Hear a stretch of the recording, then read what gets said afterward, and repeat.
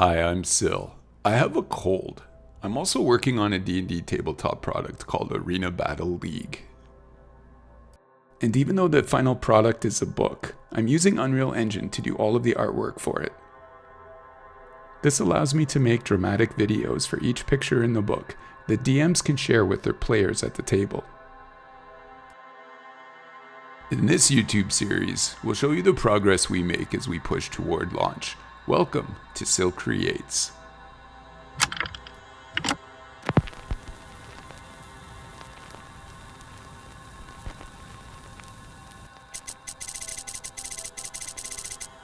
I had the opportunity to attend GameCon Canada this year, so I had to fly out from Toronto, which has this dystopic long hallway underground. Luckily, eventually I surfaced again to the sunlight. It was a gorgeous day for a flight to Edmonton. Beautiful weather in Toronto for my flight out. And I was super fortunate that I had the entire row to myself, which gave me lots of opportunity to capture the requisite video out the window, plane taking off and plane flying.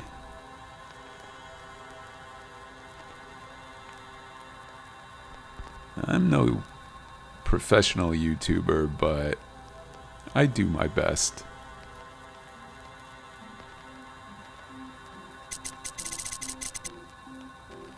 GameCon is held in the Edmonton Expo Center, which is a gigantic building. Apparently GameCon is the largest convention in Canada for tabletop games. Warhammer had a huge presence there, and they were loud. Boy, did they celebrate. But tabletop role-playing games are becoming more popular as well. And they were in Hall C. Holy crap. I just noticed now in the edit here that I captured the entire D&D celebrity crew walking past while I was filming this. I didn't even notice at the time.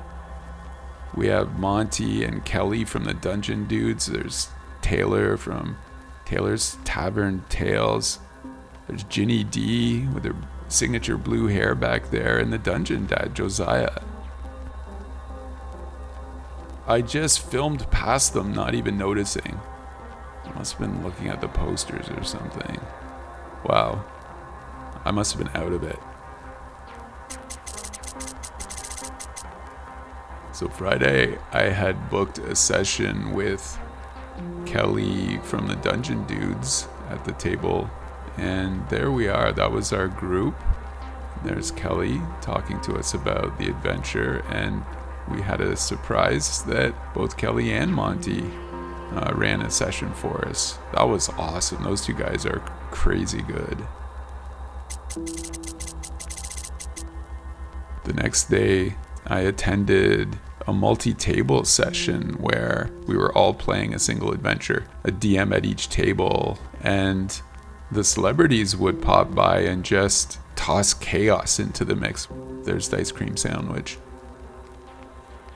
It was really a lot of fun. On Sunday, I was at the table with the Dungeon Dad. There's our crew there. I didn't get any footage, sadly, but that was a lot of fun.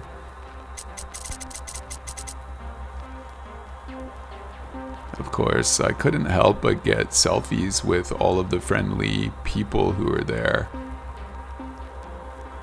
They're all such good people. I really hope for the privilege to be able to work with them in the future with my creative stuff.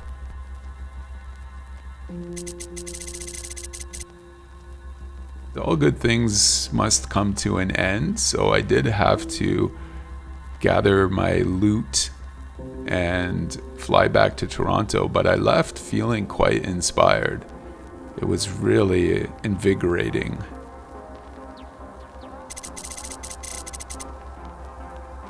I returned to Toronto to a plethora of feedback from Chris. He had read over some of the opening sections of the ABL book that I've written so far and had a lot of feedback that I will be addressing. I will be making changes to take those into account. It will be a long process, and we're still working out how to manage that.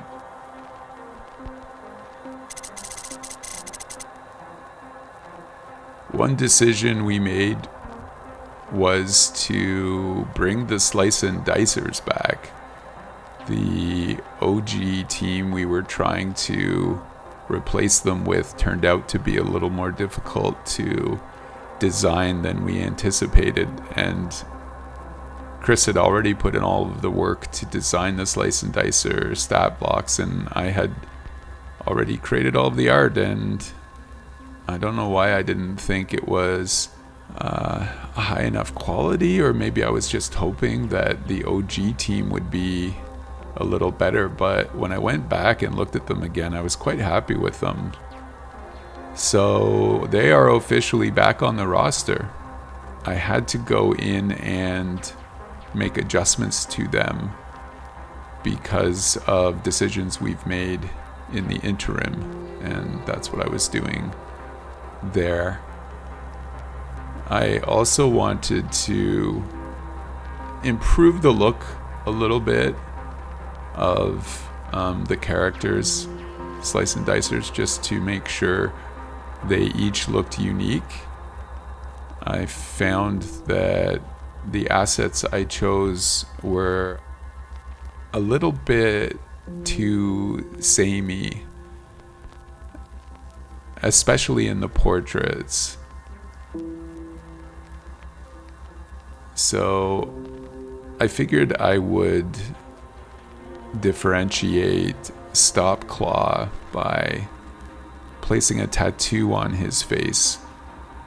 And yeah, I worked that out. I sort of cheated. I didn't do it using materials. I just used a decal instead and attached that decal to his head bone so it'll move and animate with him. I think it's good enough for now. He now looks different enough from the other characters, so all four of them have a unique look now.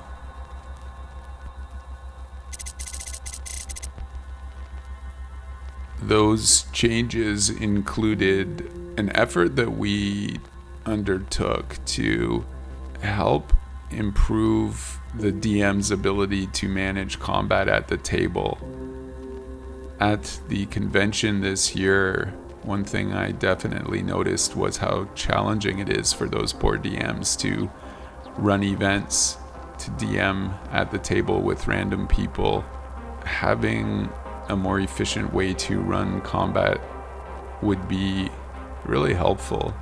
We would love to have ABL at a show at some point in the future, so we had this idea of removing reactions and making them proactive. So Chris went through all of the design work to come up with clever ways to make actions a proactive thing that occurs when it's a character's action. They trigger reactions in their teammates, and he came up with a lot of great ways to do that for each of the characters. And here you can see me just incorporating the changes he made into the stat blocks in the book itself. The asset that I got for the Golem Crew character, known as Frosty Brewer, was supposed to come with two skins. One had cuts and bruises on it and one did not, but it only came originally with one, the skin with the cuts and bruises. So I contacted the creator and they were good enough to provide the clean skin, and here I've just incorporated it. I don't often talk about the process of actually creating these videos that you're watching, but I'm getting more and more efficient with DaVinci Resolve. And here you can see I'm learning how to adjust the volume and remove pops, and I think at some point I would like to improve my sound and recording setup so I don't have to manually remove pops in DaVinci Resolve after the fact. It would just be a lot more efficient. But I'm happy that I'm learning so much more about how to edit videos with this entire journey.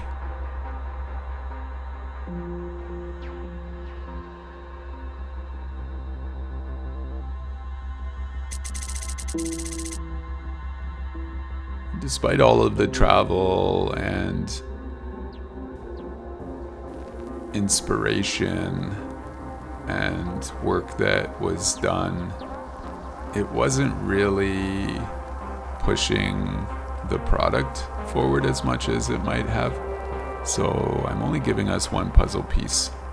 We'll have better weeks in the future. Thanks for watching. We'll see you in the next episode of Sil Creates.